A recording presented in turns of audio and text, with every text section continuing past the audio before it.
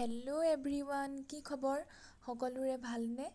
আজি মই বনাবলৈ লৈছোঁ কলফুল আৰু আলুৰ চব্জি। আপোনালোকে বাৰু কোনে কোনে কলফুল খাই পাইছে কমেণ্টত জনাবচোন। প্ৰথমতে মই কলফুলখিনি ধুই ল'লোঁ। অলপ পিঁয়াজ, ধনিয়া পাত, কেঁচা জলকীয়া, আলুটো এটা জোখত মিহি মিহিকৈ মই কাটি ল'লোঁ। এয়া মই মছলাৰ কাৰণে হালধি, নিমখ আৰু জিৰা গুড়া এনেদৰে মই লৈ ল'লোঁ।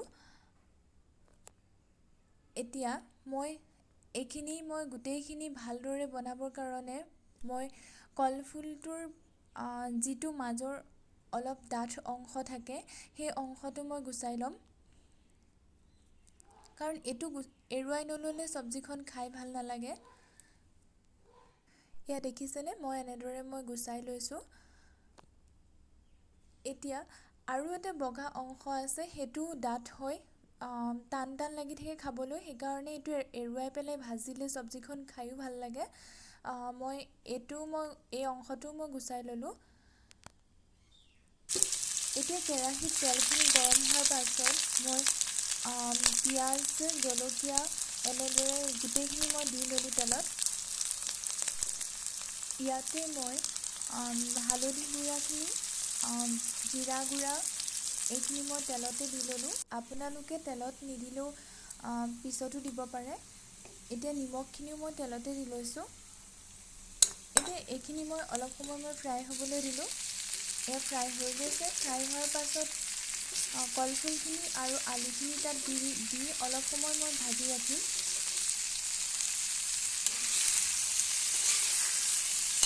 মছলাখিনি ভালদৰে গোটেইখিনি মই মিহলাই ল'লোঁ।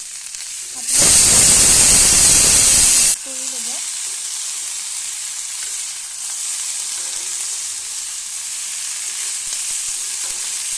এতিয়া দেখিছেনে, মই ভালদৰে মিক্স কৰি লৈছোঁ। এতিয়া এইখিনি অলপ সময় মই ঢাকি দিম বইল হ'বৰ কাৰণে।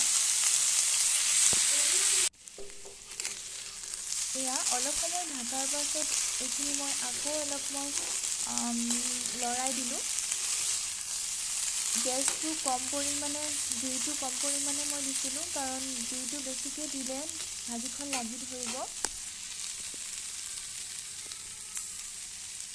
এয়া অলপ সিজিব লৈছে। আপোনালোকে বাৰু এনেদৰে বনাই খাই পাইছেনে? কোনে কোনে বনাই খাই পাইছে মোক কমেণ্টত জনাবচোন। এয়া দেখিছেনে, ভাজিখন মোৰ হৈ গৈছে। ভাজিখন নমোৱাৰ আগত মই কেঁচা ধনিয়াৰ পাত অলপ মিহি মিহিকৈ কাটি লৈ ভাজিত দি দিলোঁ। এয়া মোৰ ভাজি হৈ গৈছে।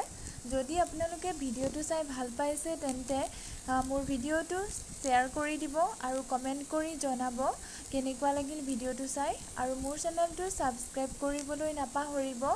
ধন্যবাদ।